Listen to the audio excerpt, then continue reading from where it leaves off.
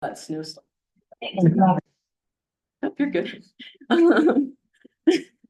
Um, but yeah, so just it's kind of interesting to be able to like kind of see like where we weren't able to water as much. Obviously, we had a lot more dieback. Um, but overall, we have a lot of my totals aren't on here either. Oh, Darn. they come up in They do. Sorry. I just like saw that they weren't there though. But we've been finding that with our watering establishment, this normally turns out fairly well, with a few exceptions of like these Turkish filberts, which I'm very sad about. Um, the the bur oak that's up there, I think that ended up only being like 3 or 4 of them. They totaled up more. Doesn't matter. Anyways, it's just a weird little outlier bit. Um, sorry. Next one. Okay, and then this is the same type of a mortality study, except this is what I collected last summer. So before we had the drought during that heavy rain period and everything. So this also captures 2020. So this is before, these are the 2 seasons before we started having someone dedicated to doing this. And then moving from 2021 forward was afterwards. We have this 17 and 30% mortality like average for the year, and then we were able to drop it down to like 8 and 4%, which is really nice. Getting that watering in and like impressing upon the homeowners to water really cut down on us, and so now we only have like a couple of little outliers from that. Go ahead. And then this is so that first mortality slide, since you couldn't see the bottoms of it. These are those mortality rates. So you can kind of see how this like changed over time. Obviously, as years go on, more of the trees are going to pass. Um, but there's, for the most part, most of these jumps are pretty small, except for this fall 2021 to for like the 23 observation to the 24 observation. We lost like 50% of those trees. But again, those are the ones that didn't get very good watering establishment when we planted them, and then also went through that drought summer. So that had a massive impact on those. No. You want to talk about like how we think when someone wants the tree, their yard is better than someone that doesn't care about it. Right, yeah, so part of this also, some like skew that we have to our data is that typically when people call in and they're like, hey, I really want a tree in my yard, they're already someone who like likes their yard a lot, so they have a sprinkler system. They're out there monitoring their stuff. They're taking care of it. They ask for a tree, they want to water it. In the fall, since we're doing this blanket thing, I'm hitting everyone. And so sometimes we roll up and I'm like, this is a patch of dirt with some rocks in it, and I'm gonna put a tree here, and we're just gonna hope for the best. And so we're gonna try and study on that a little bit more. The problem is we're trying to figure out how to make a good structured system to rate the condition of a yard, because we found over time, like when we were doing our good, fair, poor for yards, like your good was my fair was your poor, and it wasn't consistent enough. So we're gonna have to try and figure out a better way to do that so that we can assess that data, because I think we could see some really interesting differences from that as well. We have a question in the chat about, Yeah. do you select species based on site?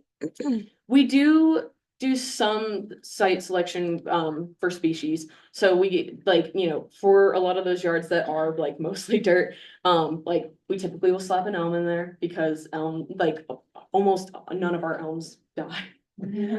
So they'll go there, they persist. We try and save those for those yards.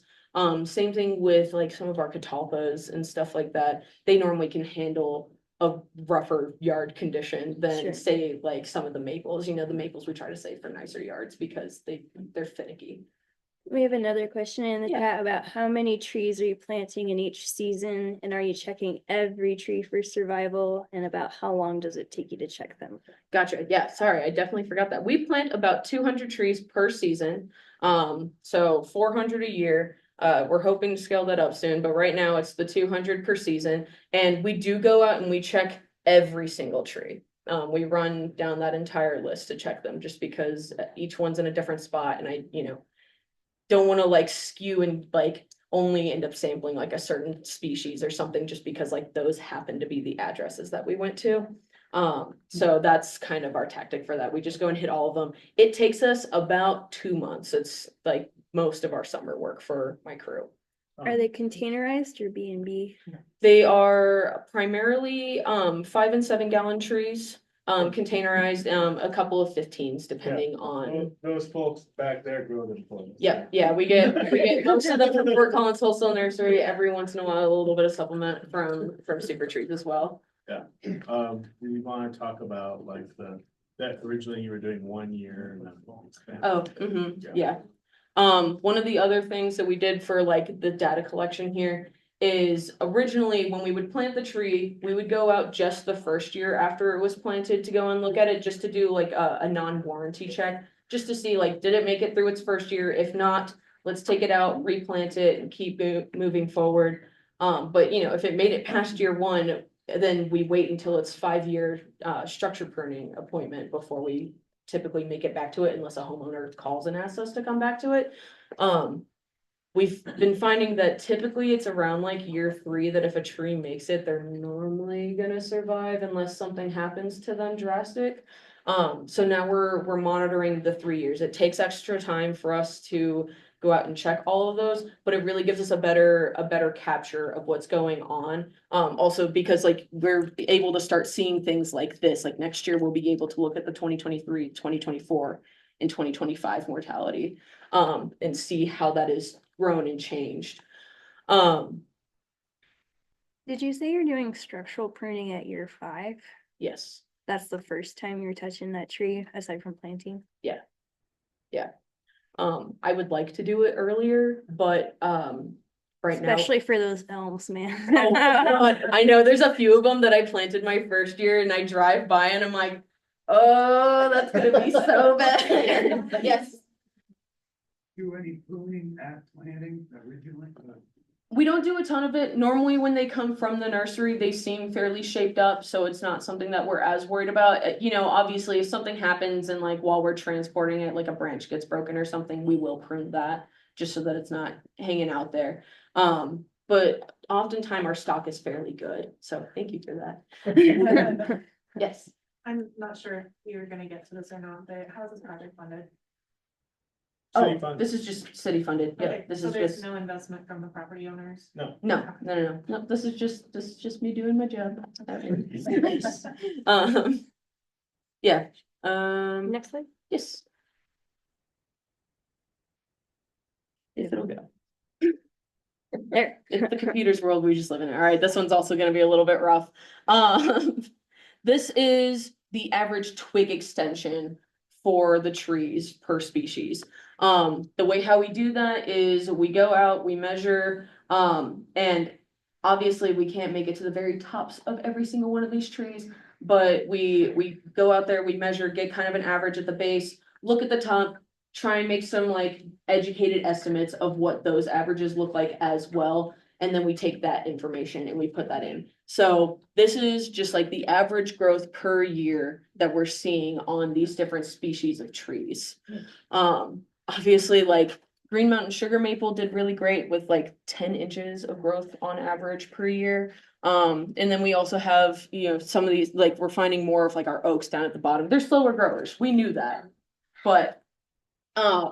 But it is kind of nice to see that. Part of why we're looking at this as well is just because like sometimes, you know, you go out and like someone's like, oh, how's my tree doing? And like it's alive, but like it's barely putting on any growth. And you know it's not gonna end up persisting. It's just kind of like hanging on until it dies.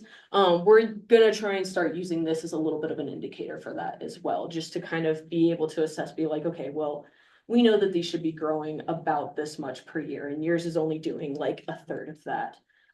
Just to kind of help us have a better indicator so that we can have better feedback, figure out, you know, when we do go to structure prune it, how hard we should be pruning it versus not.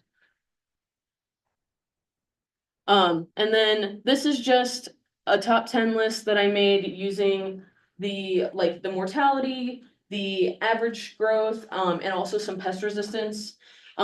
Just what seems to be working best for us out here a little bit further away from the mountains where it's a little bit drier. Obviously we've got our Triumph and Accolade elm up here at the top. The lindens do great here.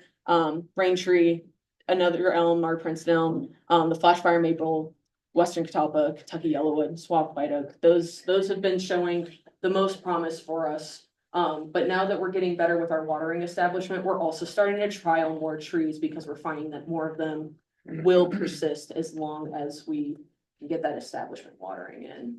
And swamp white oak, we have a big problem when they get mature. Yes. That they get chloride. Yeah, yeah. Mhm. This is for when they're young, at least, but this is what we have found so far. So yeah. And then I think, yeah, if anyone has any other questions, feel free to hit me with them. If anyone wants these slides, nice, my email got cut off. I have cards. Do you have any questions? Oh, I do have some questions. Does anyone do soil moisture when you go to site a tree planting? Is that a thing that anyone does here? Cause like we've thought about doing it to try and like do that for part of our yard condition, but I was curious if anyone else here has done that or thought about doing that. No.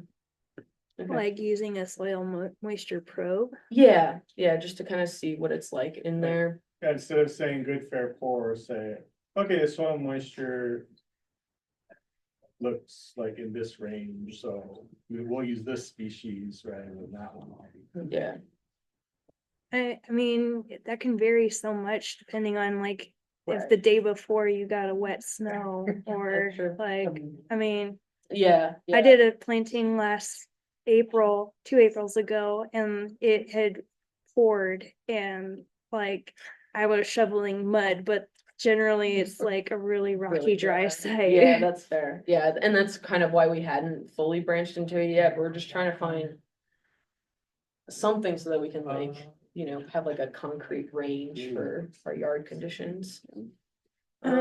We do have a question. I may have missed it in the first 10 weeks of watering. Were you watering the same tree every day of the week in weeks 1 and 2? And do you continue watering after year 1, or is it all on the homeowner at that point? Yeah, so yeah, for those first 2 weeks, the trees in the ground, we're hitting it 6 days of the week. We don't have anyone come in on Sundays just because we don't have employees come in for that. But it's the 6 days a week for those first 2 weeks. And then it is for that full year. We do like twice a month after that 10-week period and after the winter is done. And then after that, it is the homeowner's responsibility. But we've been finding that typically if we can be really consistent on that first year, that's most of what that tree needs. And then if the homeowner just kind of makes sure that they water it when it's really dry out, normally we're fairly successful. Freddie, why don't you How many just say different that? species are you doing in a year, and how are you picking out what species you're going to be using for the study? I'd say that per year, we're probably planting anywhere from like 10 to 18 species.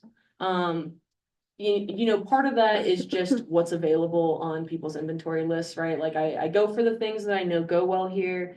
And then there's, it's just kind of a pick and pull and I try and just kind of even things out from there. I don't have like a But if- science for But if it. you include our experimental plantings, it's probably like 50s. Yeah, if we include, so we also buy probably like 30-ish species of other trees that we trial. We'll get 2 of them. We put them out in our experimental arboretum area and to see how those go, but we're not planting those at people's houses. So like we're monitoring those so that we can start getting data on that and see if we want to expand that out to street trees. But they're also, they're hanging out sort of as well. Yeah. Anything else? Any other questions? Yeah. In regards to planting in obvious poor locations, do you find that those conditions improve with the planting of the tree or stay about the same or? I only have them for those first few years before like I haven't gotten to really monitor them at that year 5 point and stuff like that. But I have noticed that a lot of times like there are people who like they're at least excited about their tree and they're like, well, I should care about that a little bit more. So like they do throw a little bit more water around it and it does seem like their yard starts to improve some.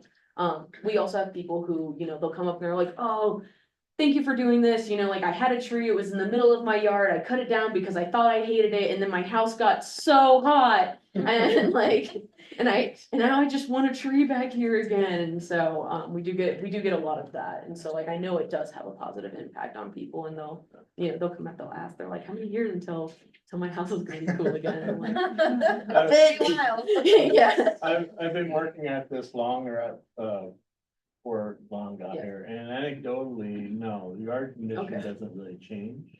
But the tree does persist. I mean, we started this type of planting 6, 7 years ago. Yeah. Yeah, and some of those, I revisit some of those trees, and the yard's still terrible, but the trees now, Interesting. like this. So are you guys planting within the right of way? Yeah, so just kind of like along Of that course, strip yeah. near the road, yeah, not in people's backyards. Darn you. I We do have a question about, do you amend the soil at all during the time of planting, specifically biochar?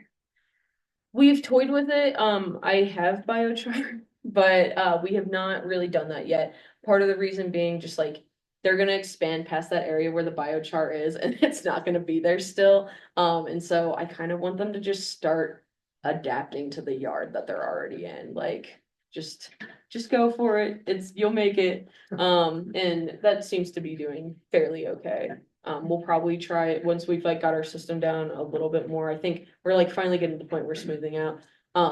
I do kind of want to try that just to see if it's like a marked improvement, but yeah, we'll see. Especially in some of those sites where the condition of the yard Yeah. is maybe subpar, that Yeah, maybe that could help. that is true. Yeah, definitely something to try. Are y'all, other than watering, are y'all, supplementing with anything else such as mulch, or is it? Nope. Y'all just plant them, okay? Yep, we plan, if there's turf grass, we like cut that into strips and make a berm around it, but it's really it, it's pretty minimal. Do you provide any education to homeowners about not making mulch volcanoes? Or the thing I experience is they like to put rocks right up next to the trunk, or like little art things. Yeah, if they're home and around, I do like to tell them stuff like that, especially if they're asking me questions. A lot of times I don't see the homeowner like at all for this whole process. We just kind of pass each other like ships in the night. So, but when I can, I do. Also, there's times where like, when we go back for that first year monitoring, second year, third year, if I've noticed that they started doing that, I'll sometimes pull that away and I'll leave them a door hanger and be like, hey, like, love that you're mulching. But also like, here's how you should, and Yeah. hope for the best. Sure. Yeah. Since you said you saw an improvement in the reception of this program. Yeah. When you started using the yard signs, are you collecting those to use in the future, or are you gonna just make new ones every year? What's the plan? Yes, so we do pull them, and we are gonna plan on reusing them. I had a whole bunch of them made, they cost a lot of money. Yeah. So we're gonna use the same QR code and keep kind of rolling with that. Typically the sign's still there when we go to plant it. The whole point is like, if you remove the sign, then you don't want it. But oftentimes when they do that, like I'll still kind of go up, like they'll normally they'll pull the sign out and like lay it down or something. And so I collect those, and then otherwise when we show up to plant it, we toss it right back in the truck and it goes back into our shed so that we can do it again. Well, the city of Denver, as I understand it, requires the homeowner to do the care and maintenance long-term on the street tree in that right of way. How is it in Aurora? Are these trees then included into your city inventory for ongoing maintenance? Yes. Or, okay. Yeah, so there are trees, they're just at your house. And so, we asked them to do that extra watering after the first year and everything, or if they feel like that it needs supplemental watering. But other than that, any maintenance, that's us, we'll come through, we do that throughout the entire life of the tree, and then when it dies, we cut the tree down, we grind the stump, we start over again. Hey, would you like a new tree? Helps their attitude towards the lot. Yeah, especially because like you get to have the tree, and we pay for all that maintenance stuff, because a lot of people, that's one of their bigger concerns. you know, unless they just hate leaves, which then is its own whole other thing. Because we don't rake the leaves for everyone in town. Is there targeted areas where you want to plant? Yeah, so, yes, and then it has shifted as well. We were originally trying to hit, more disadvantaged neighborhoods just because like, you know, they can't afford to buy trees as often. It's not something that they're as focused on, or they don't have like the knowledge for like how to do the care. Just like. Yep, and there's language barriers, and so we were trying to do that to capture a lot of those for the proactive planning. We were fortunate to receive an IRA grant, and so now I'm not doing that part. The grant is covering those areas, so now I'm just focused on whichever Everywhere areas have the the lowest percent of canopy coverage. So that's kind of how I picked that, but I'm not focusing on those areas, but that's because the grant is focusing on it for us. What tool are you using, if any, to choose those neighborhoods? Are you using a tree equity score or? So we have an inventory team that goes through and they walk all of our neighborhoods and they mark whenever there is like an open planting space that we could potentially plant in. And I use that data. Okay. Yeah. You said you give the residents the option to plant the tree. What would the? Oh, no, they don't get the option. Well, not They to can, plant, they, but oh, yeah, you yeah, guys yeah. get to plant, but what's the percentage of people that decline? I think this year we had about a 40% decline, right? 40% of our. Yeah, yeah, Yeah. yeah. It's normally close to half. Which our spring planting where we, you know, replace a tree that we removed, it's 40% acceptance. Yeah. 60%. Yeah, 60% acceptance, so it's just kind of, 60% decline. oh, Yeah, 60% decline, yeah, it's okay, more. yeah. And then if they accept the tree, do you guys pick the tree or do you give them the option?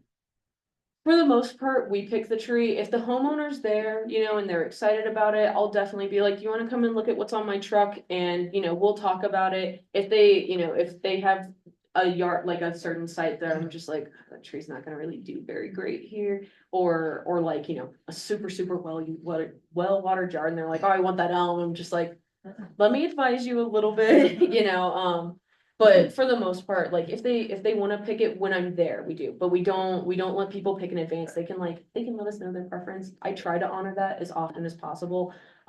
But you know, we used to have it so that we would send out a list and you would send us your top 3 choices, right, Jackie? Top 3?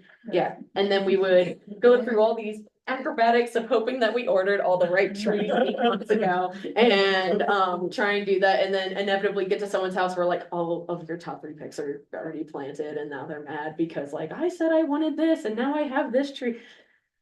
I'm sorry. Like, so now we don't promise that. It's just if I can do it, I do it, and if I can't, And are these majority large deciduous shade trees or are they Yes. a combination of ornamentals or? primarily large deciduous shade trees. We do have some little ornamentals that we'll put in places, if there's like a decent open space, but also like 3 mature pines right there. You know, we'll plant something smaller, or if we're planting underneath a utility, obviously, we try and keep this trees small. But that was the full list. Well, yes, yeah. And I have tables and spreadsheets, so if anyone wants to tinker with that, like by all means, I'm willing to share. I'm not afraid of like keeping it super under wraps or anything. Since you guys have both sandy and clay soils here in Aurora, Mhm. have you noticed the difference in survivability between those 2 soil types? That's a question we haven't explored yet. No, And there's a couple of ways in which we're thinking of exploring. One is setting up an arboretum in a sandy soil area. Mhm. Which we have some potentials there, but we haven't actually done. So when we trial trees, one goes in the clay, one goes in the sand, and we'll see how it comes out. The other is to collect that as part of the data set when we go and monitor the trees. but we've not branched into that quite yet. Okay, I figured that's really down the road, but. Yeah, yeah, Thanks. absolutely. All right, well, cool. Thank you, everyone.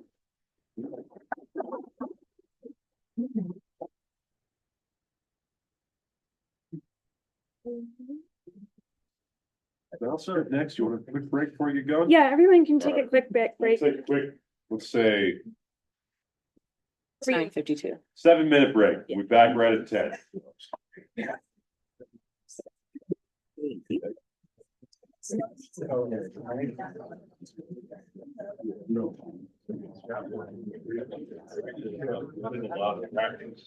That's the plan. That's a nice-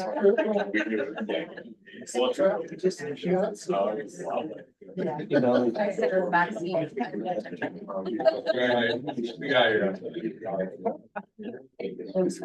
We always, we know.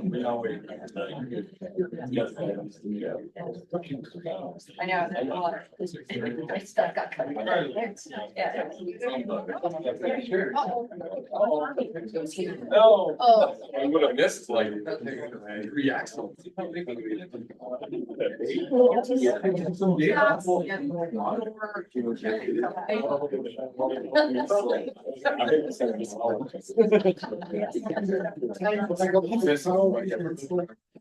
That's gonna be a whole different what time of day. I used to make Yeah.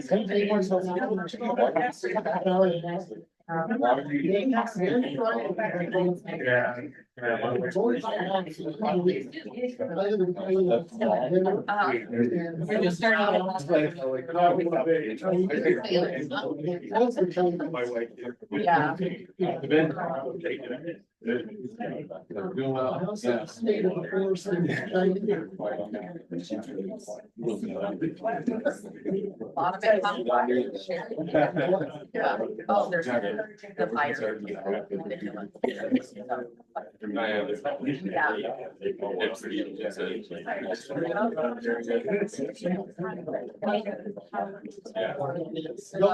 Yeah.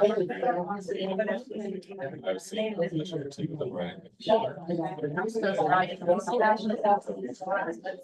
Pretty similar. Yeah, oh, yeah. But I've always thought.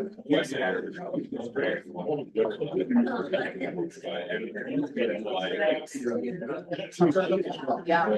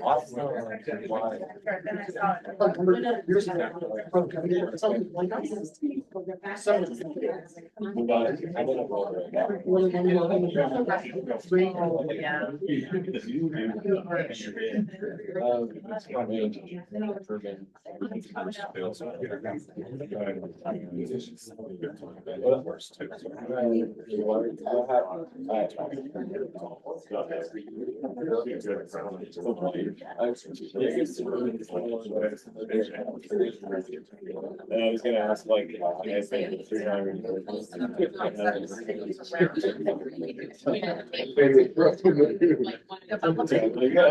But it'll kind of miss the mission. Part of the go around and look at us, and then come back and say, I'm just excited to come back in. We're not doing it.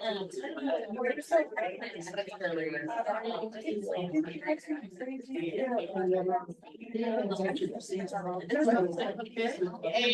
I'm just like slightly, that's the right thing about like. It's really the city, right?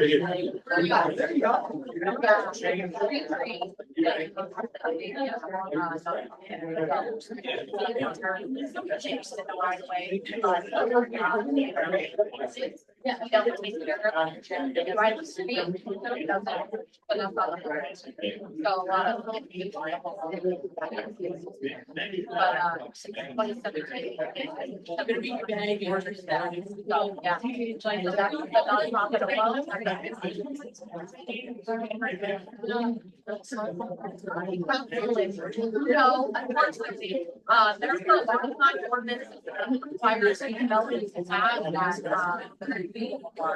so there's a lot of just beyond, so.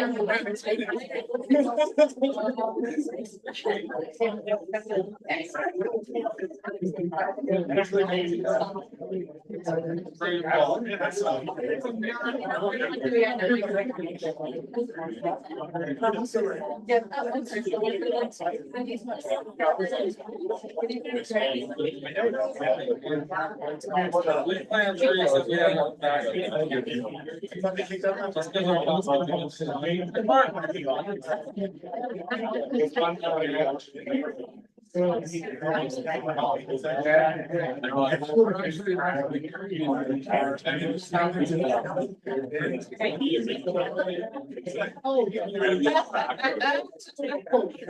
then by the time we got them out there.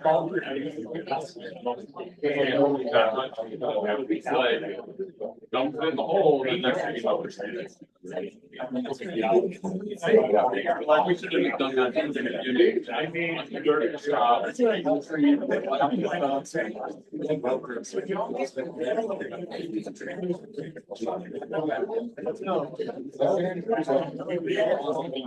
Yeah.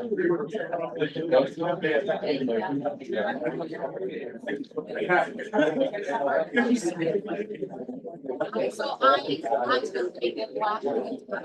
And, like a lot of things in place really well. But we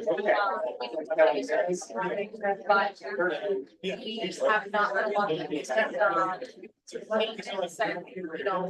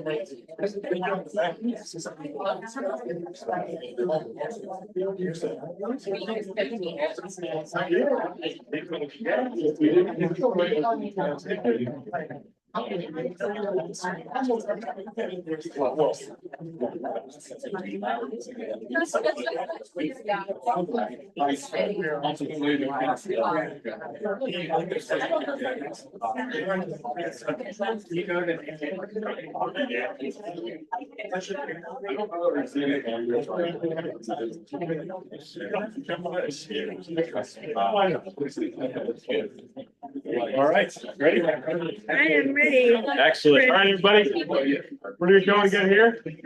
Let's grab a seat. Allison's gonna fill us in on CTC World. Can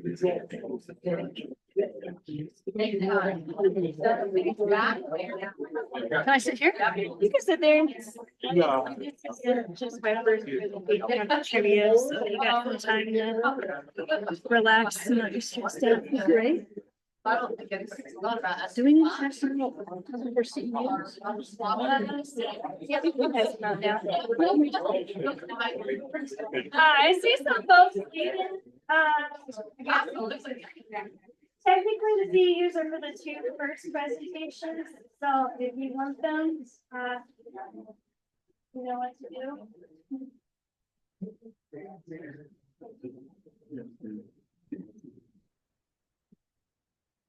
Okay.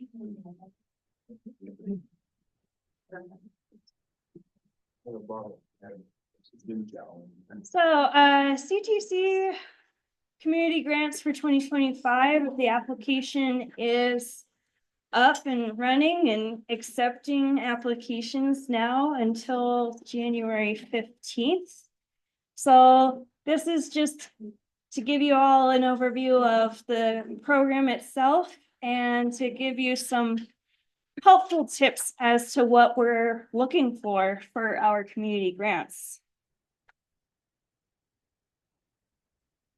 So to date, we have distributed $1.4 million in grant funding to communities through CTC. The bulk of that is from our community grants program. Most of that funding is pass-through funds from Colorado State Forest Service and money that we raise through fundraising efforts. So that's why trivia. You're giving back to your community by playing trivia and paying to play. And then the remainder of those funds that we distribute are through the Xcel Energy Foundation. And we also have reforest funds. So that's associated with disaster relief. So just in the last 2 years, we've distributed $25,000 roughly between Marshall Fire Relief and then some other disaster relief, like in Highlands Ranch from that tornado that happened a couple of years ago. So for this year, groups can request between $1,000 and $5,000. And there's some flexibility there. We have some grants that were less than that last year, so there's some flexibility. As I said, January 15th is the application due date. So you have lots and lots of time to apply still. And you should reach out to your Colorado State Forest Service representative or your municipal forester to make sure that you're getting all your ducks in a row as far as species selection is the big one. The grants committee is going to review in January, and successful applicants will be notified beginning of February. And ideally, all projects will be wrapped up in September or October, but obviously fall plantings sometimes need a little bit more time, so there is some flexibility there.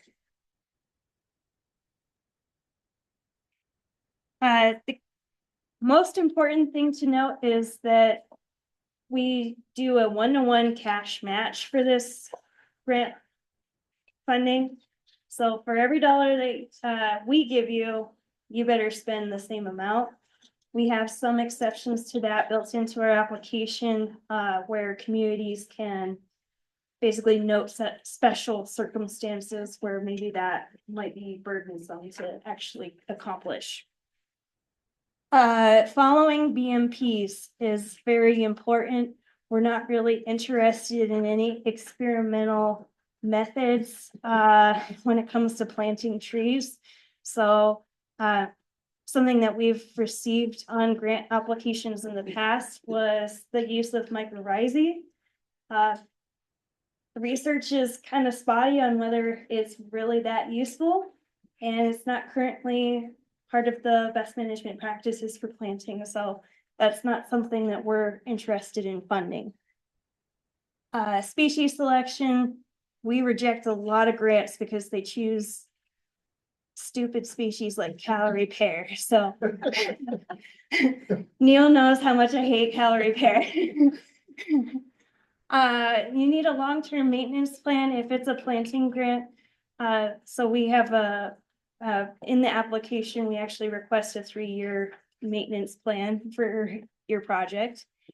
And we prefer projects that are planting and maintenance over removal.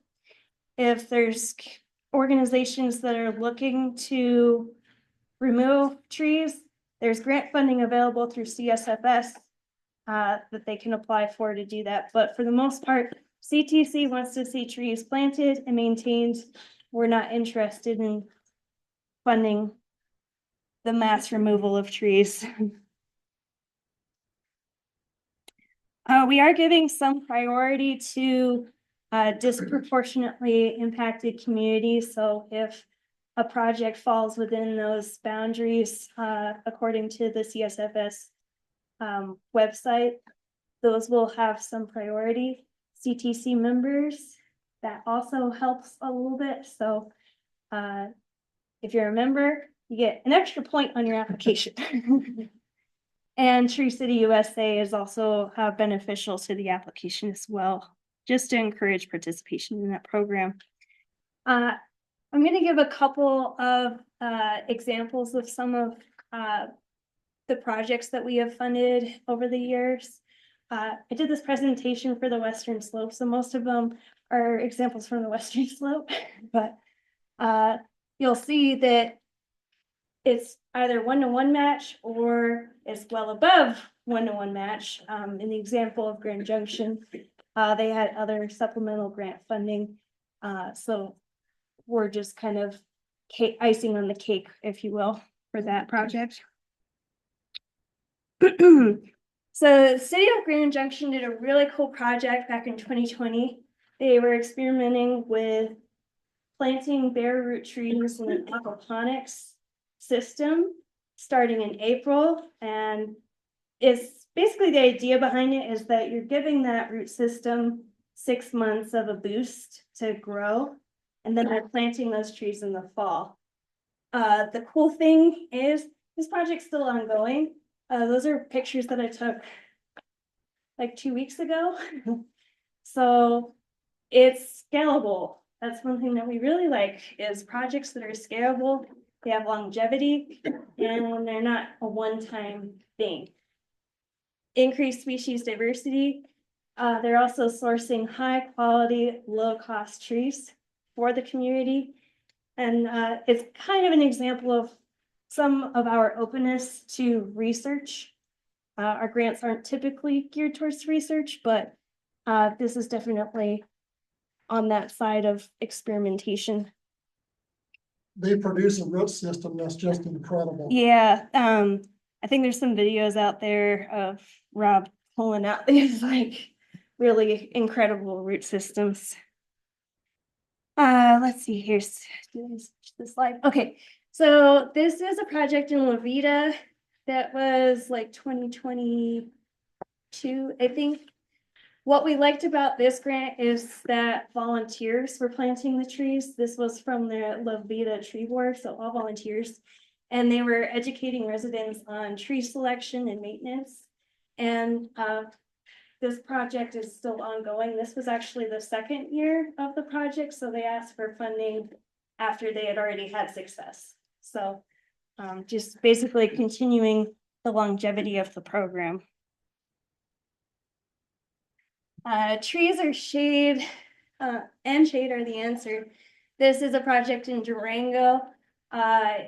It had youth engagement, so these trees were planted at Needham Elementary School, and it had the students actually engaged in planting the trees and creating that long sense of appreciation for the benefits of trees. They leveraged other grant funding that they had. So they had some grant funds from the like American Dermatology Institute or Association. So they were leveraging other grants that they already had. So for communities that have IRA funding, this is maybe something to keep in mind. Oh, shoot. It says it's on. He doesn't see that, I guess, so Let's see. just a check. How about now, Dave? There it is. Good.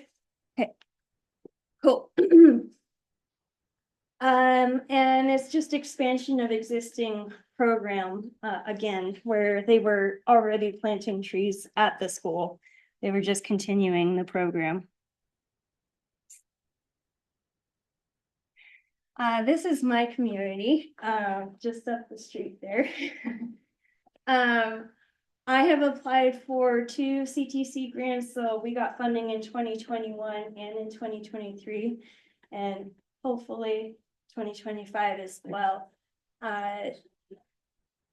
Basically, I went out into my HOA and knocked on people's doors and said, hey, you want a tree in front of your house or near your house? And that's kind of how I recruited volunteers to plant trees in the community. It's been really great getting to know my neighbors. They all know me as that crazy tree lady. Thankfully not that, not being board president, so I'm still flying under the radar. So we like that the volunteers are actually planting the trees, not some contractor planting the trees. Increasing species diversity. For prior to our first grant, we were looking at an inventory of about 45% Austrian pine ponderosa. So this grant has been huge at increasing my community's species diversity. Just with planting 10 different species over those 2 years. And it's a creation of a program. It's still going, assuming I have the energy to keep going at it. And lastly, this is a project that was funded in like 2013 in Olathe. And one thing that we liked about this particular project was the increased species diversity. I think they added like 6 new different species that weren't there. And Olathe is like a really small town, so that's huge. There's a direct benefit to the community as the trees are planted in a park. So wherever you can find opportunity to benefit the greater public with grants is a good thing. So, yeah, real short, but happy to take questions on what other things we might be interested in funding. I'm not the whole grant committee, but I know what they like and I know what they don't like. So, yeah, if you have any, if you are part of a homeowners association, I know you guys are working for a city, but that's a great opportunity to get some funding. I know prior to me being on my HOA board, trees were not really in the budget. So now they are, and part of the grant has helped with that. Would the funding apply to anything else besides tree planting, Maybe. such as a informational brochure Yes. for your city or your Yes. community? Yes, we have funded educational materials in the past. I was looking back through the records and we actually funded some production of some training videos for the park people. Like a long time ago, I asked Amanda, I'm like, do you guys still have it? And she's like, no, it's gone. And I'm like, no, like that would have been golden. I'm like, I love it. But we have funded that kind of work. So it doesn't necessarily have to be planting trees. It can be used for other things. We just really don't like removing trees with the money, so. Anything else? Cool. So the application is front and center on our website, so go to coloradotrees.org. There's a banner at the top, click that, you'll go right to the application page, and it's offered in Spanish as well, so. If anyone is a Spanish speaker, we could use somebody on our grants committee who could translate, so just putting that out there. Cool.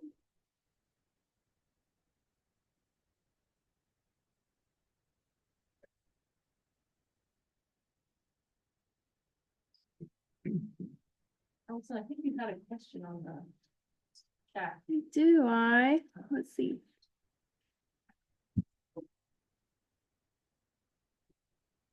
Yes, so Tom, to answer your question, that could be an opportunity to, for the grant. We would consider funding inventories. Okay. Sweet.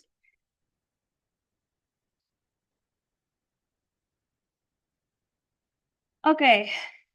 On a show of hands, who donated so they could play trivia? Yeah, we still do. Yes, you can still do so. So I can pull up the QR code. You can donate there.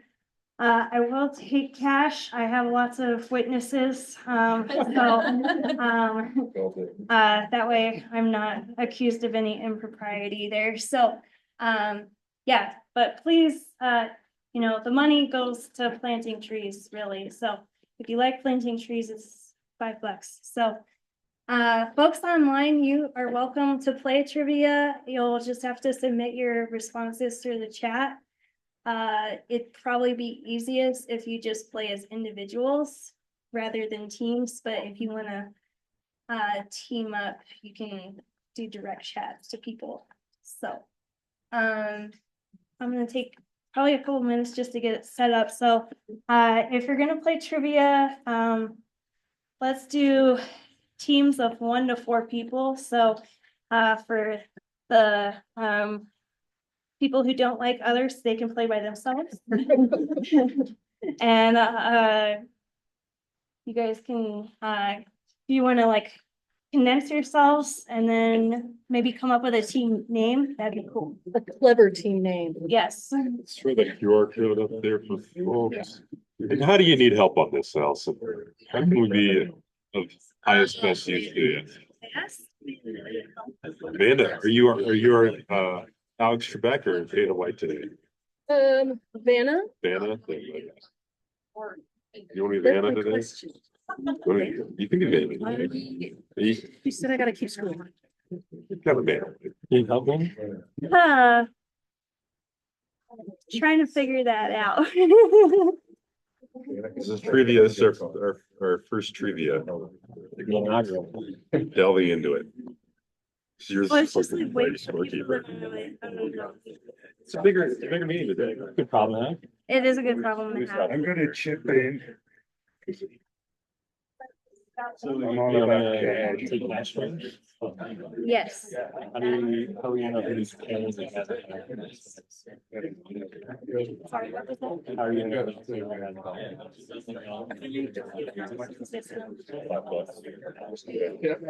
It's just too. I've got some cash. Thanks, Louis. All right. So I didn't do it. That's okay. Good to see you. Good to see you too. Right. You got a plan? Yeah. You want me to get change? Bet. Oh, yeah. Cash. Got the office for you. Thanks, Shane. Louis, do you need change? No, just chip in, chip it in.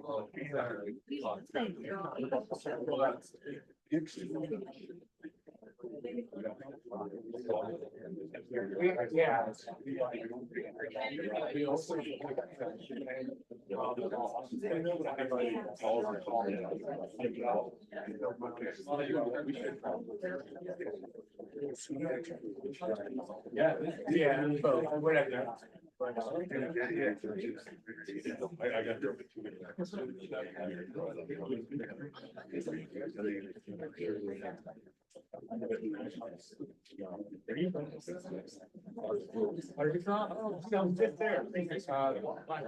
If you guys are on the team, or you guys, please then put your hands up. I've got 8 whiteboards, markers to hand out to you guys. How many teams do we have? You guys are 1, 2. We usually accept bribes, right? Yeah. Constantly. You know, integrity is never been one of my strong suits. It's, I've been charged people to ignore too to get in. It's really fun. Covered, yeah. Could be weirdest. All right, so you guys need another person to help out, or you guys got it? I don't know. We're figuring it out. Okay, well, let me know if you need another person, otherwise I'll go bum off some other tables.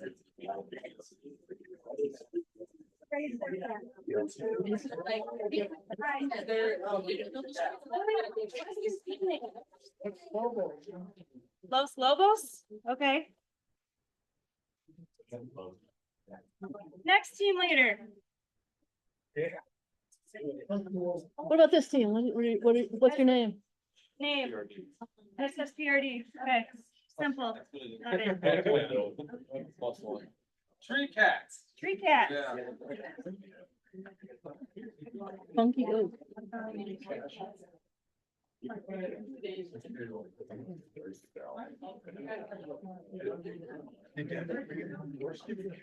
Yeah.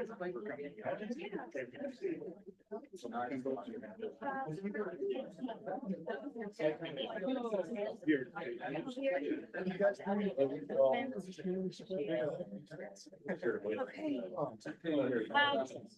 Jackie, what's your team name? Lisa Franklin. Lisa Frank, what? Lisa Frank, please. Lisa Frank. Yeah. Makes sense.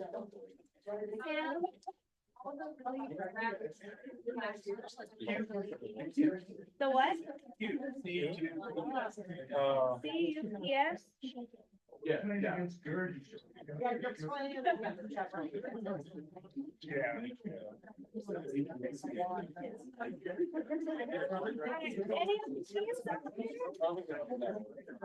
Yeah.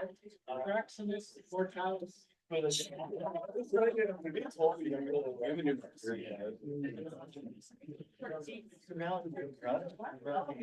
boy. Okay.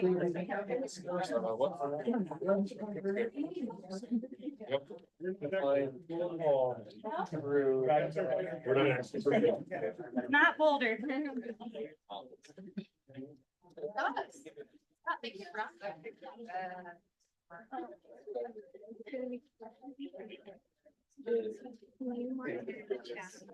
I'm on it. Any other maybe online. Yeah.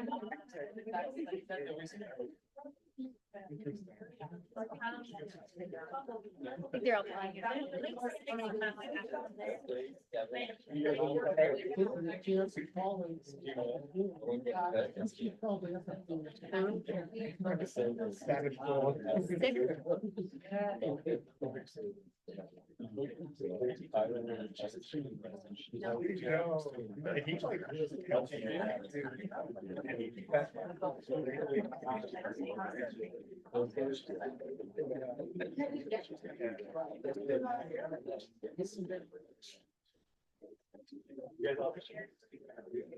Another team.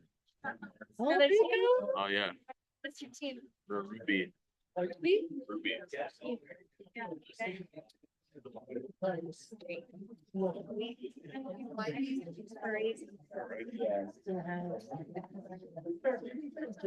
got a lot of people here. I know. Good. It's crazy.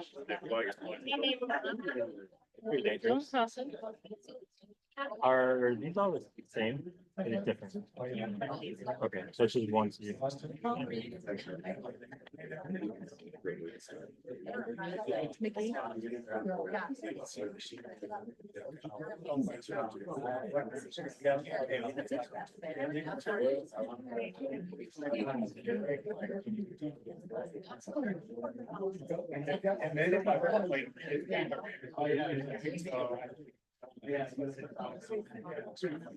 Yeah, I traveled all through. You should check it out.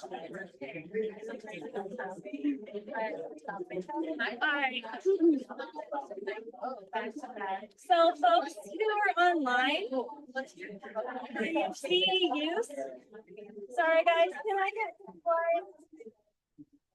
So for the folks who are online, for your CEUs, if you want to drop your CEU code in the chat, and I will capture that and submit those to ISA. Running low on battery.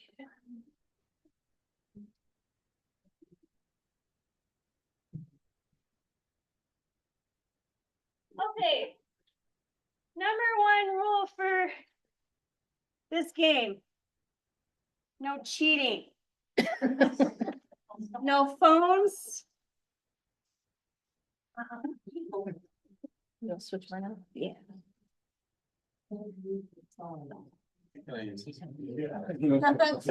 Luke is my referee. He will be monitoring your propriety.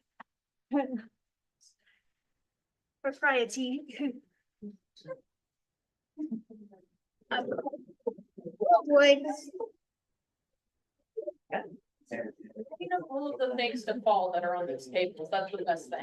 Yeah, right? Okay. Alright, so folks, at home, if you just want to respond with your answers in the chat, that would be helpful. And Amanda will be keeping track of scores, so, be kind. Does everybody in the room have a whiteboard? Cool, or a paper, right? So when it's time to show your answers, be sure to raise it up nice and high so we can see. And you'll have roughly 30 seconds. If that proves to be too fast, I can dial it back a little bit. One more whiteboard or piece of paper for somebody. Got one group shy here. One group shy? Not yet. There's just too many items. You just keep that in your truck? One clean game. Pay attention this time. I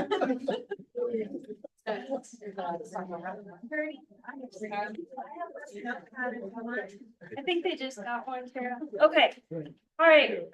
We ready to play, everybody? Remember, no phones.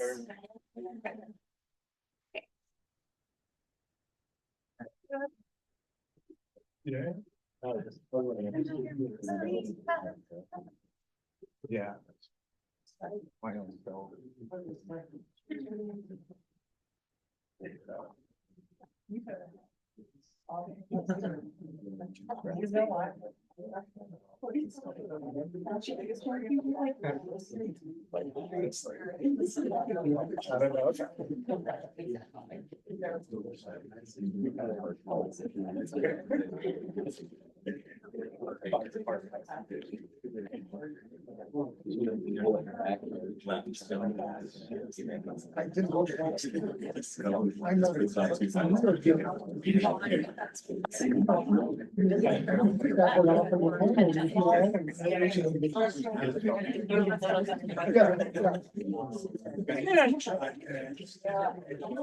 The folks online see the screen? Yes, okay, cool. Alright. I tried to fix it. I don't know why. It's not gonna, after I select these, it's not gonna change the color of the ones that we've already done. So we will be keeping track up here on the whiteboard.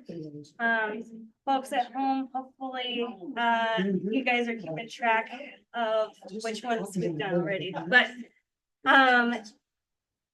Sorry. as so as far as picking the category, basically it's gonna be random because this is not Jeopardy. So okay, all right, so we'll start with a softball question. So what type of tree has distinctive fan-shaped leaves and is considered a living fossil? You want scientific or common? It can be common name or scientific throughout the game. Can you put your team name on your thing? Where's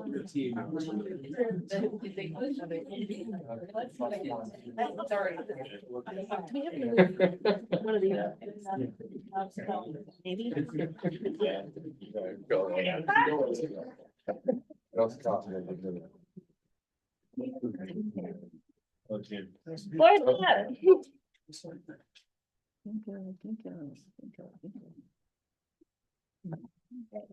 The correct answer is ginkgo.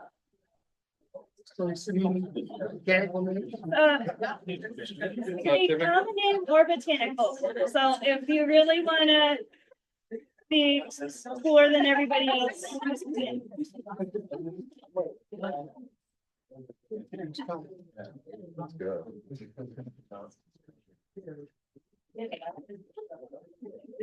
All right, I'll do another softball question with trees in pop culture.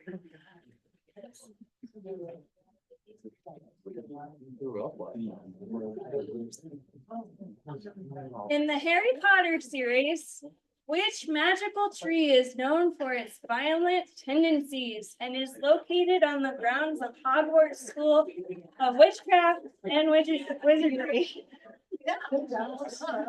What was your name? Tree cats. Did I miss it? All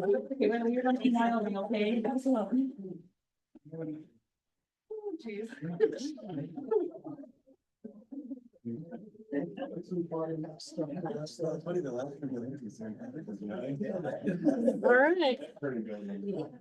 All right, 5 seconds.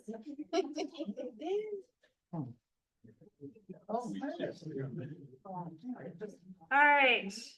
Who's The correct listening? answer is the Whomping Willow. So we can tell that CU Boulder guys, or not Boulder guys, don't read Harry Potter. Yeah. All my kids and All right, no phone a friend. This ain't million. Who wants to be a millionaire? All right, we'll go for a more difficult level of species identification. Which tree produces this flower? So.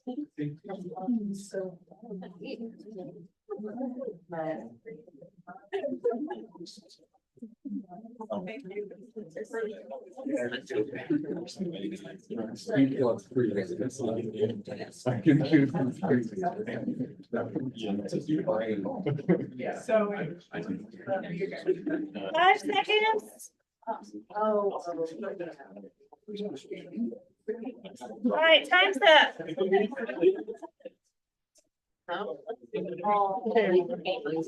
the answer was tulip, Liriodendron tulipifera. Right?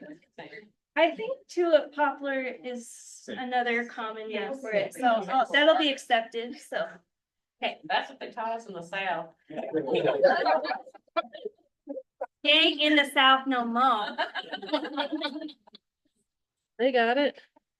Alright. Doing okay with scoring, Melinda? No.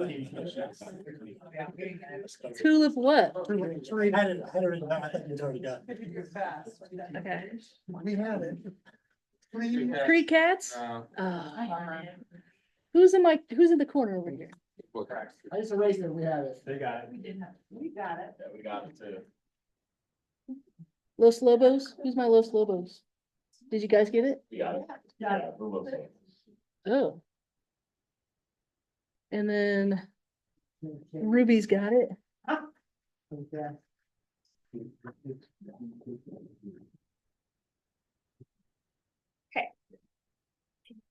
Need another second, Amanda? Yeah, I gotta catch up. The whiteboard is not my friend. That's okay, I can. Not Boulder? Not Boulder, did you guys get it? Yeah, we go. We'll throw the challenge flag. CUPES? No more Harry Yes. Potter. Lisa Franklin's? Yes. Did you guys get it? Maybe Luke can tell us who didn't get it, just embarrass them. Which? What's your team? Team. I didn't know we had a team.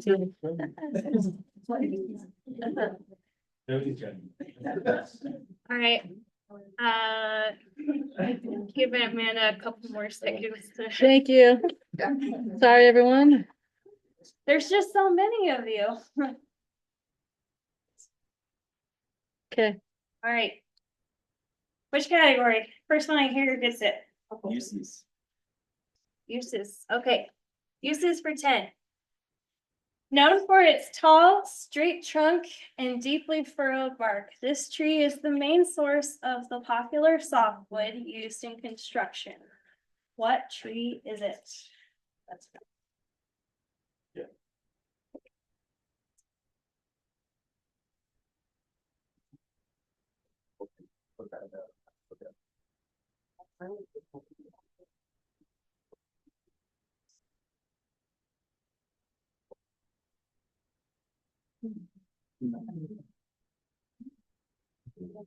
Five seconds. All right, time's up. Board's up. The correct answer is.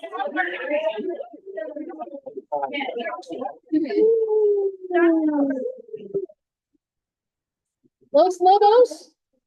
Yes. Not Boulder? Yes. Oh, we're not taking just regular fur. It has to be good fur. full fur. It doesn't say that on the sticker on the wood in the store. Tree cats. Nope. No. Funky Oaks? Lisa Franklin's, they got it. Yes. CUPES? CUPES? No, they just had fur. Okay. Not Boulder. Fraxinus, yeah. Not Boulder got it. Team Ruby? Got it. Yeah. Let's see. Nobody online got it. Nobody. Boo.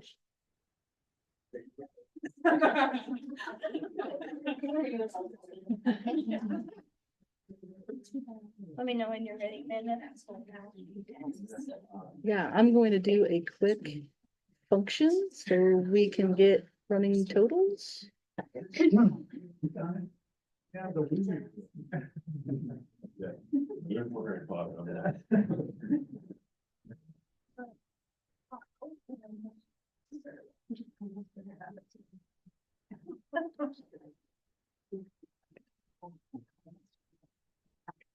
Okay.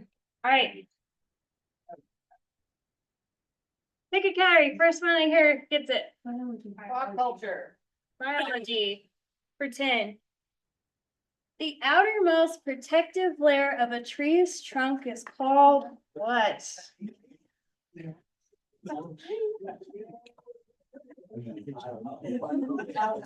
And there are no trick questions.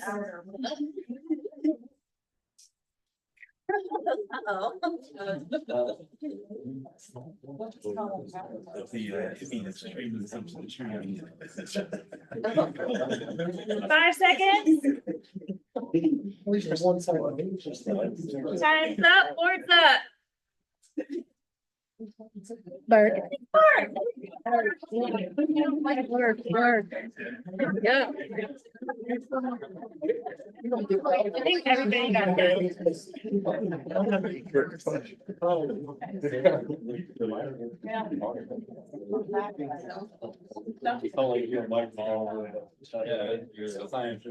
Very dark, yeah.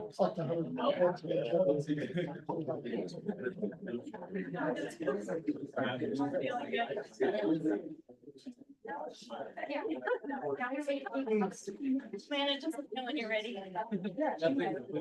Do we want a, who's got what? Score update. Score update. Hold please. Maybe just do who's in the lead. We have a tie amongst Los Lobos, Los Lobos, the Lisa Frankleys, the Lisa Frankleys, Fraxinus Mortality, Fraxinus Mortality, not Boulder, not Boulder, and Ruby. Ruby. All right. And if you didn't hear your name called, you're behind. All right, pick a category. First one here gets it. Trees and what was that? Trees and environment. Okay. Which process performed by trees and plants helps remove carbon dioxide from the atmosphere and is crucial for mitigating climate change?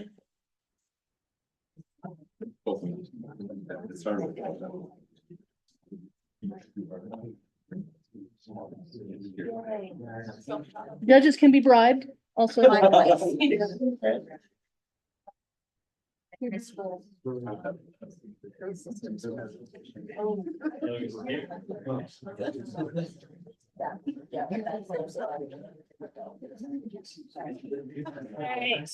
time's up, board's up. The correct answer is carbon sequestration. Anybody. Nobody got that one. I just.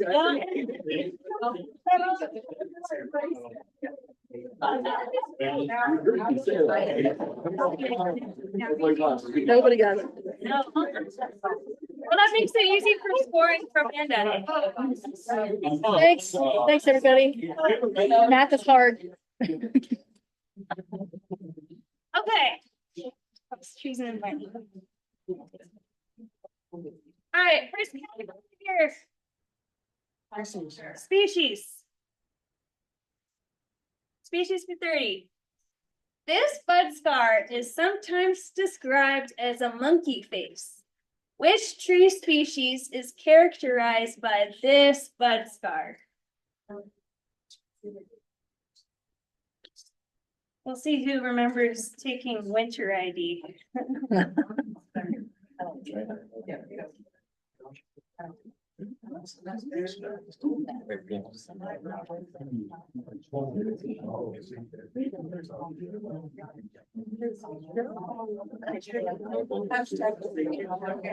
Five seconds.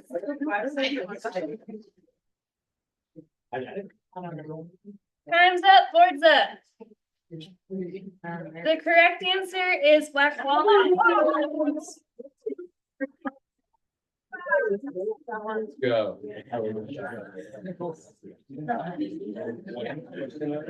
Tree cat, did you guys get it? Yeah. All right.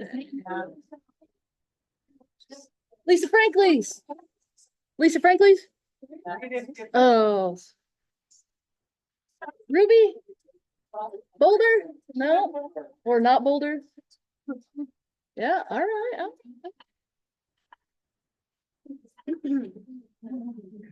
Tell me when you're ready, Amanda. Fraxinus mortality then.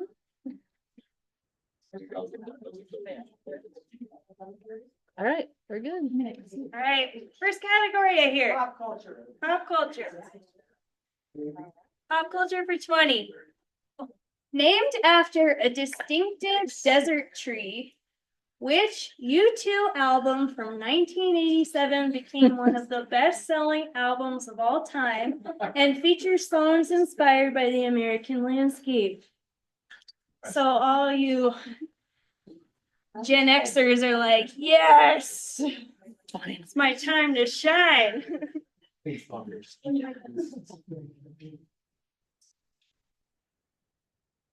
Okay.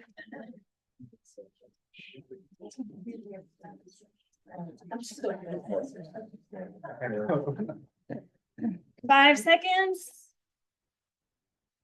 All right, time's up, board's up. The Joshua tree. Not actually a tree, but. CUPS. Yeah, you guys got it. Not Boulder. Did everybody, I think everybody got that one. You guys know music. No.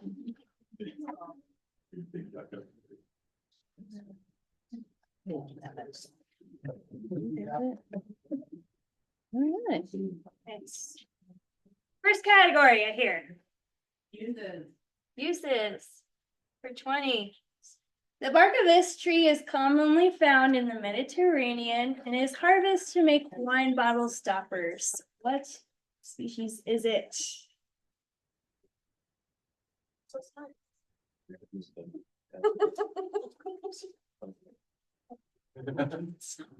not because of.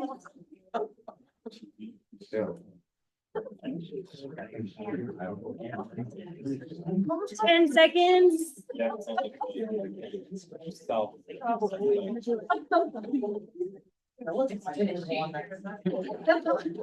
Time's up, board's up. Porco. Are we accepting cork tree? Yes. Okay. Uh-oh. I'm gonna say no because there's pork tree, a mirror pork tree, and not the same species. Total, not Boulder, So I'm frankly. gonna say no, sorry.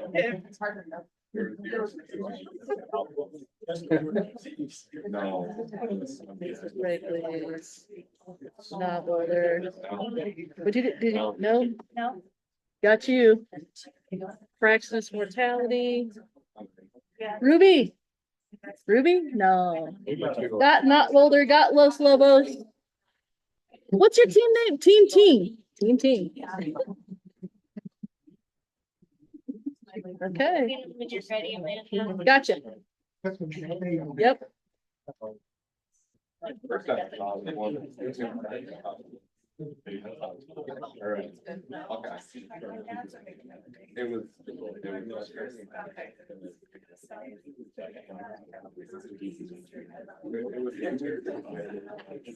Hit it. All right, first category here.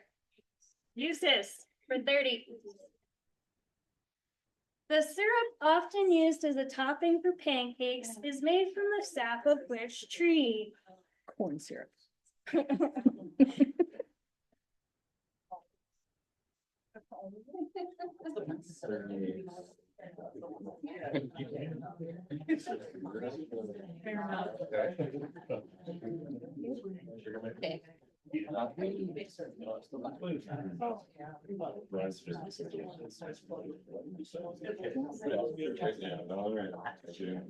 Five seconds. Not that you guys need it. It seems like you know it. Time's up, board's up. Sugar maple. Okay. Ruby. I think everybody got it right. So makes it easy. Alright. Let me know when you're ready. Los Lobos and Fraxinus mortality. Los Lobos and Fraxinus mortality are in the lead.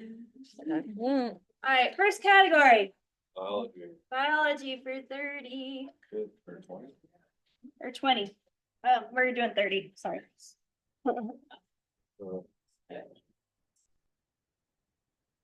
The heartwood of a tree is typically darker and denser than the outer wood. Is the heartwood dead or alive?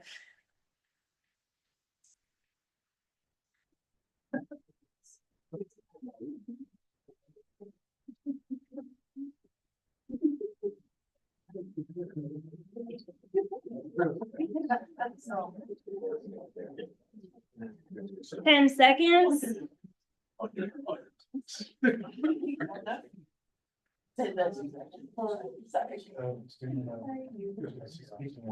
Time's up, board's up. It's dead. Everybody got it right? Like the frowny face, no, not Boulder. Yeah, I got everybody. Yep.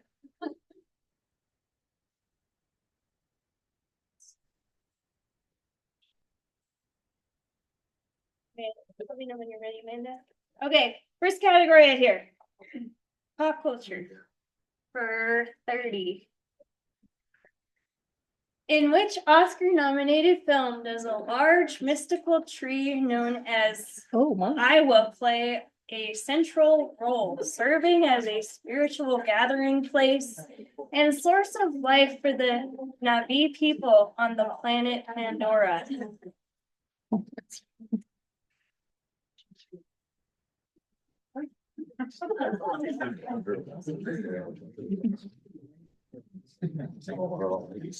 Yeah. Hey. 10 seconds. Ruby. All right. All right, time's up, board's up. Avatar. Yep. That was another one that people got.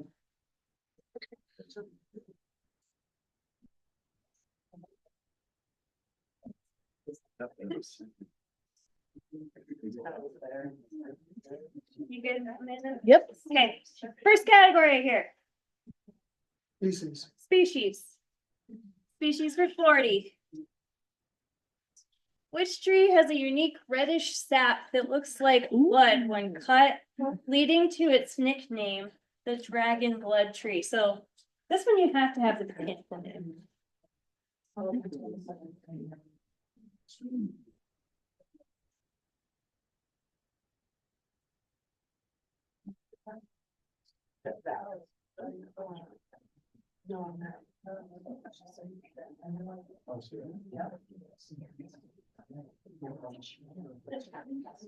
Five seconds.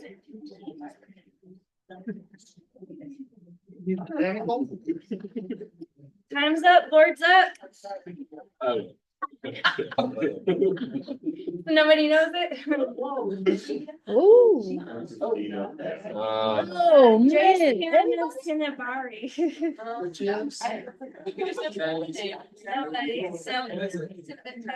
That was it's gonna separate the folks. Dragon blood tree is the common name, but it was in the question, so that was like the one exception to the rule. All right, nobody got it, so. That made it really easy. Thanks, guys. Okay. First category here. Trees in the environment for 30.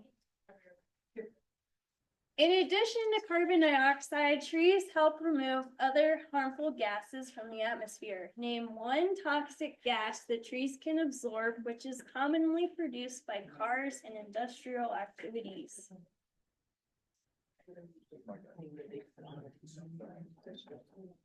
And the like chemical like letters and numbers would be accepted for this. Oh geez.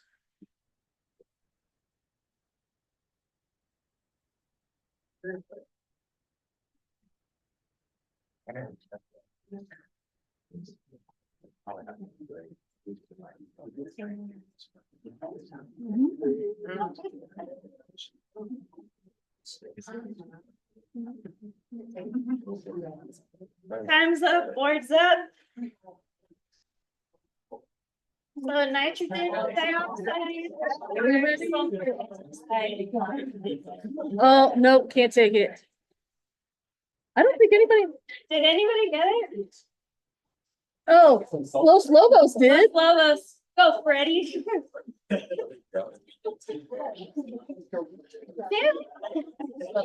though we doing eye tree.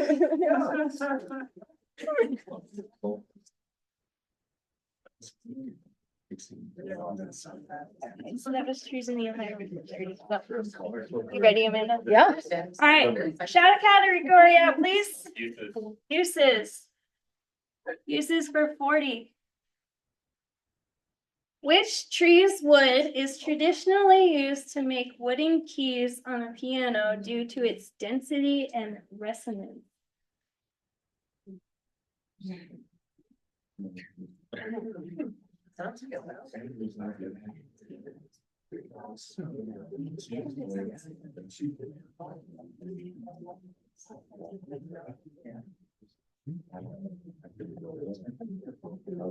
Ten seconds.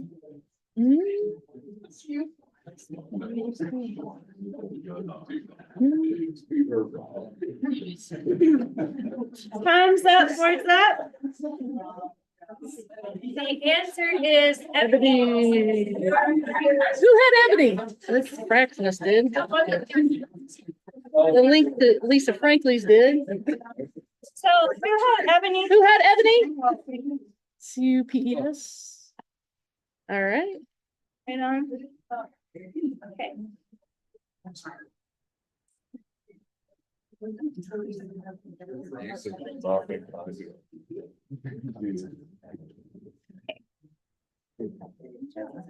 No one here.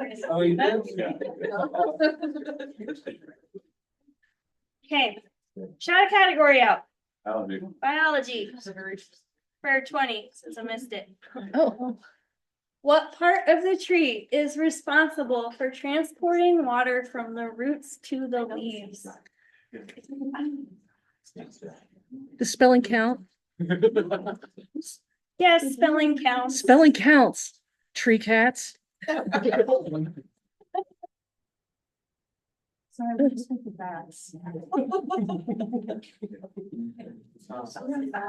seconds.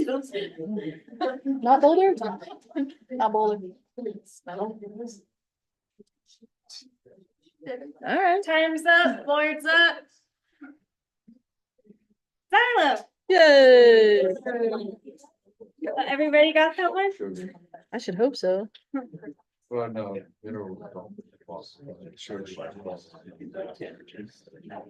Ruby got it right. Really? Okay.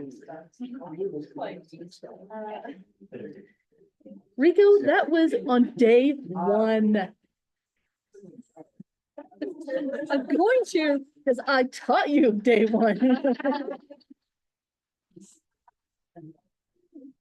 All right, you ready, Amanda? Yeah. All right, shout a category out. Species. Species is what I heard first. So, species for 50. Closing out the category bid. What are the 4 main families of trees that have opposite leaf arrangements? Families? Families. Family.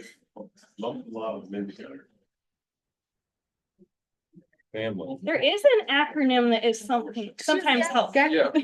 Just use the acronym. Buddy, come on.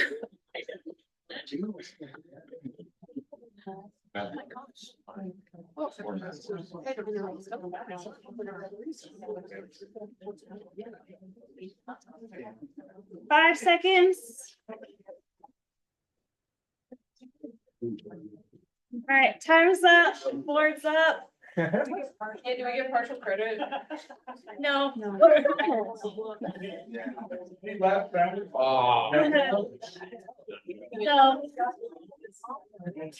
So the maples, Oh, wow, okay.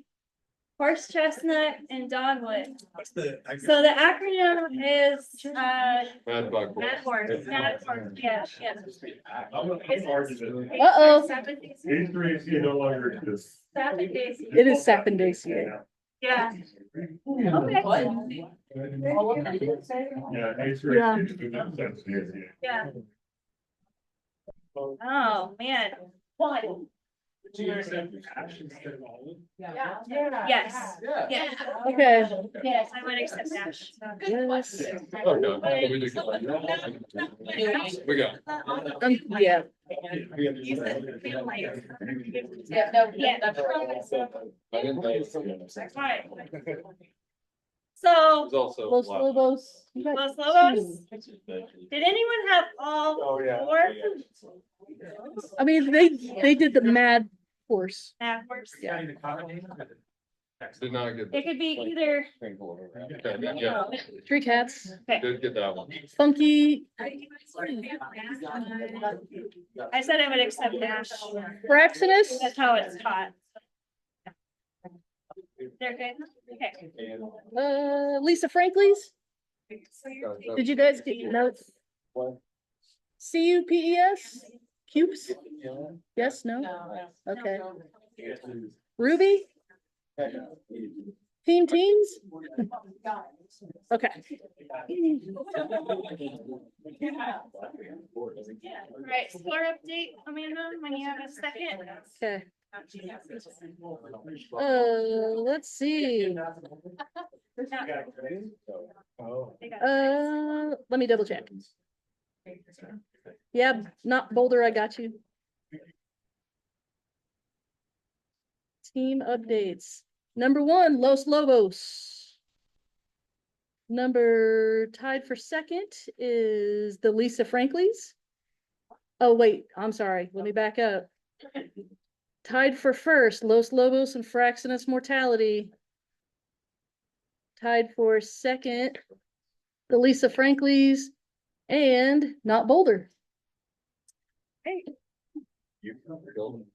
Okay. Shout a category out. There's no more species ID. So biology. Biology for 40. Some tree leaves can change position in response to sunlight, facing the sun in the morning and turning away by evening. What is this movement called?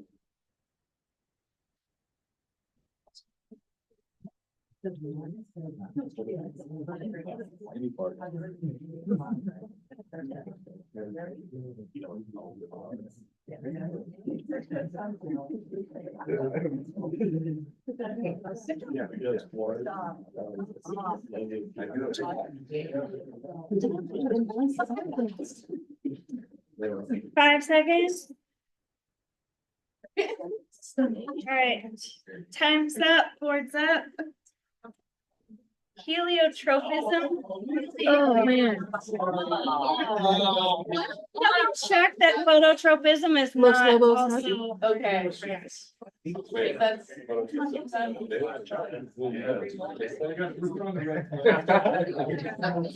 Los Lobos definitely has it. I'll accept phototropism. Right. Yes, yes, Thanks, yes. everybody got it right. Yeah. Teams? Just blame GBT. All right. GBT wrote all these. Almost. Ruby?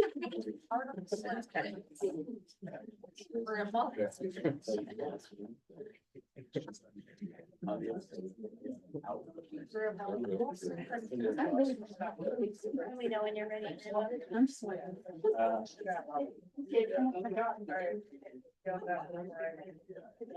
I'm good. Okay. Category, no species left. Biology for 50. What is the difference between a spine and a thorn?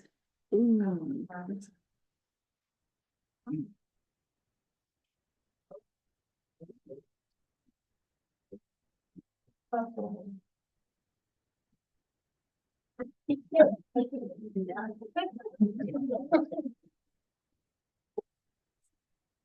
10 seconds.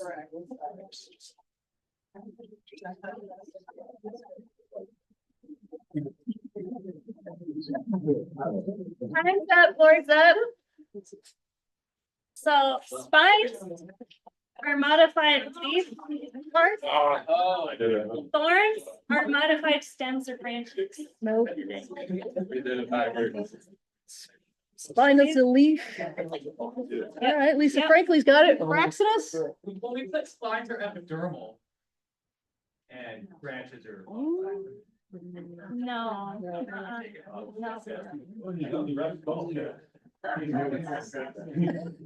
Los Lobos? No. All right, so Lisa Franklin's got Lisa it. Franklin's got it. Oh. Pull it ahead. All right, that category is out. Let me know when you're ready, Amanda. Lisa Franklin's is coming up. Yeah. Yeah, I'm good. All right, so we only have uses, trees, and pop culture left. So shout a category out. Pop culture. Which university is known for the tradition of rolling the oaks at Boomer's Corner after big victories, where fans cover the iconic trees with toilet paper?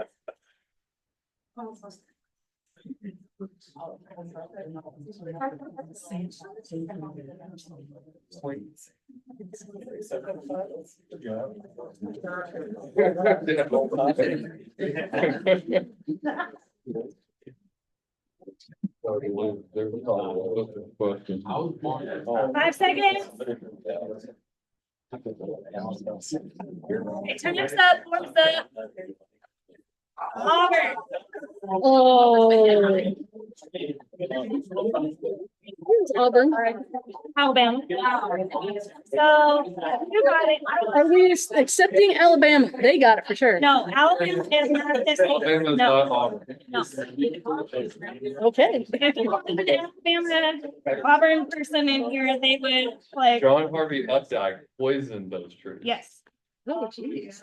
So it- Little bonus. All right, so SSCRD is the only one. Let me know when you're ready. ready? Right.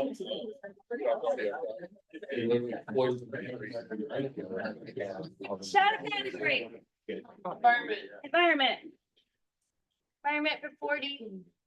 What chemical compound is released by some species of trees, which is believed to boost human immune systems and is a contributor to the benefits of Shinrin Yoku, or forest bathing? So There were a lot I didn't know. Well, that's.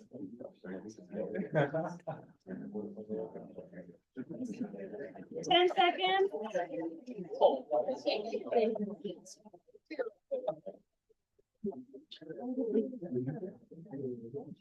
Time's up, board's up. Yummy. Iconic. Bum, bum, bum, bum, bum. Not big forest bathers in here, apparently. Yeah. We're not like. Really. That what I got? All right, shout a category. Environment. Environment. Environment for 50. Which famous environmentalist, known for his work in promoting tree planting, established Arbor Day as a national celebration in the United States? He was impressive.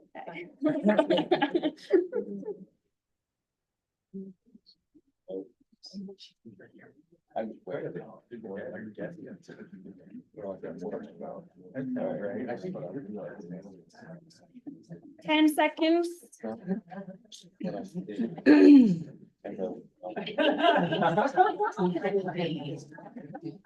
Oh, that's not good. All right, time's up, board's up.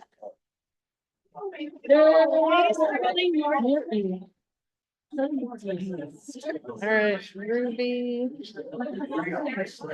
The Franklin. Funky Oaks, Tree Cat. You guys did. No.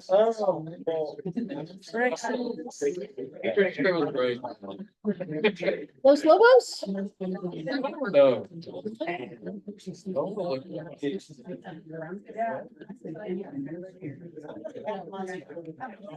CUPES? Did they get it? Nope. Team Teams? Team Teams got it. Not Boulder? No. Okay. Okay, shout a category out. We no longer have environment, so it's just uses in pop culture. Pop culture. Who is the author of the beloved children's poem, The Giving Tree, which tells the story of a tree's selfless love for a boy as he grows older?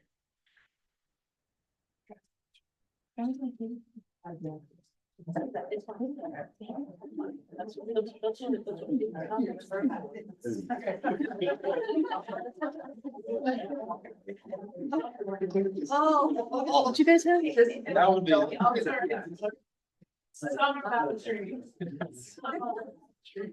right, 5 seconds. All right, time's up, board's up. Shel Silverstein. Lisa Franklin's, they had it. CUPES? Yeah, Team Teams?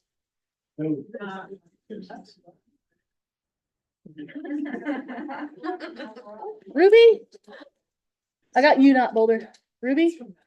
Okay. What's Team- this? Do you have a second, Amanda? Let's see. Looks like Braxton's Mortality has pulled ahead, followed by Los Lobos and Lisa Franklin's. Okay, so if there is still a tie after this question, we'll go to a bonus round with only those remaining teams. So our final question of the main round is uses of trees for 50. Because of its density and durability, 70% of baseball bats used in Major League Baseball are constructed from the wood of this type of tree. Aluminum. Not a tree, Louis. Are you growing aluminum at Fort Collins? I'll take some aluminum trees. They all start with me. I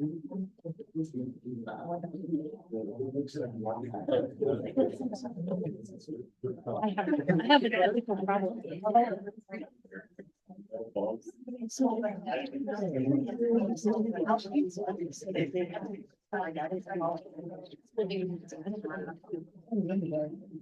Time's up, board's up.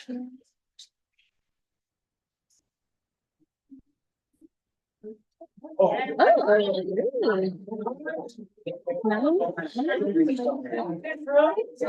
answer is sugar maple. It used to be ash until like the 90s. And then some famous baseball player that I remember, he started using maple, and so it is now maple. Wow. So, did anyone get that? Sounds like Tara did. Tara did. Okay, so. Yeah. Yeah. I think, I don't think I. I can't verify it. Makes sense. I will choose to leave them.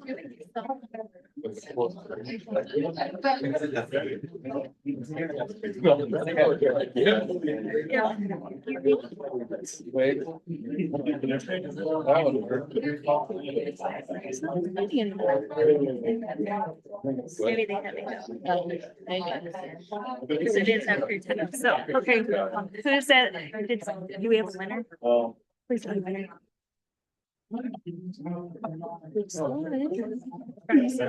Craigslist Hotel. All right, Fraxinus Mortality is our winner.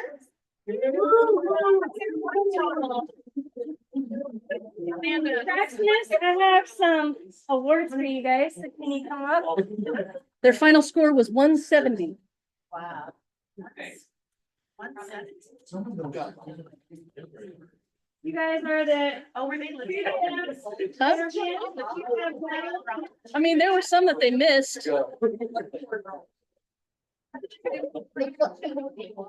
Oh, I don't know.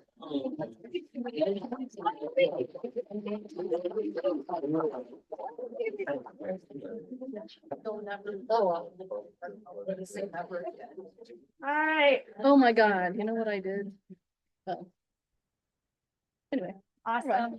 Thank you guys. I know what happened. Bear with me. I was just trying something new, something fun for the end of the year. So, the meeting is over.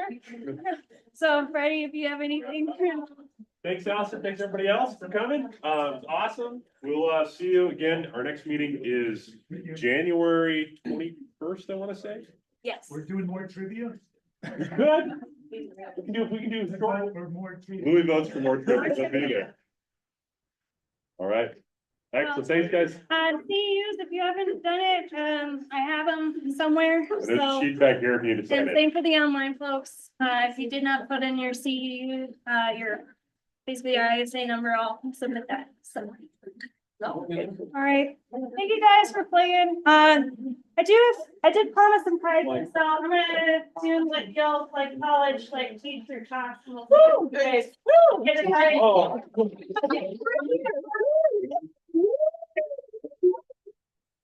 I just got all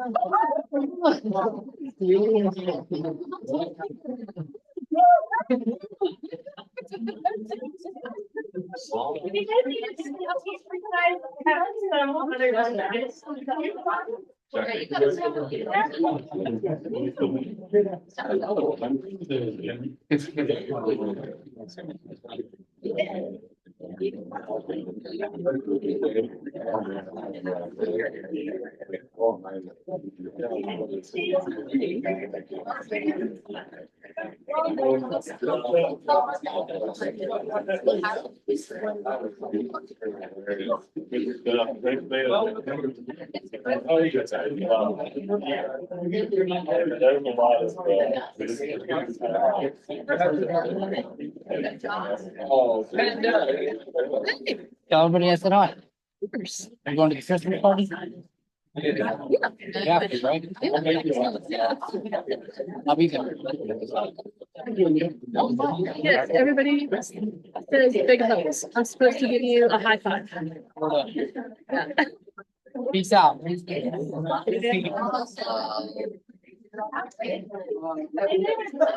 How do you get?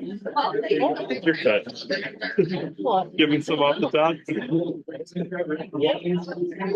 They said I could be right. I tried. You know what? Okay,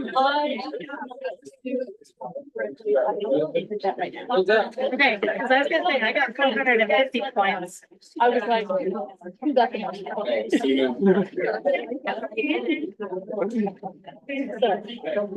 You know what? Those drives paid off. Somebody give me one. Yeah, but I did the scoring a lot and I apologize. I was like, I've got questions right. That's amazing. All right. Oh, thank you. Thank you. Thanks for showing out from Cheyenne. Yeah. All right. There's CEUs on here. You wanna take that? Yeah. I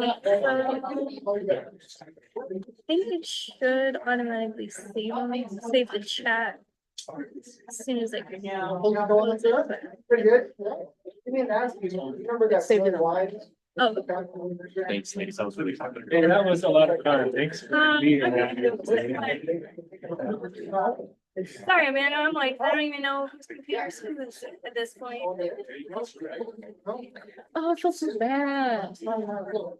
Oh, well, that's on me. Sorry, everyone. I didn't mean to feed anybody else. Well, if Tom thinks that they did it, I can, make some special.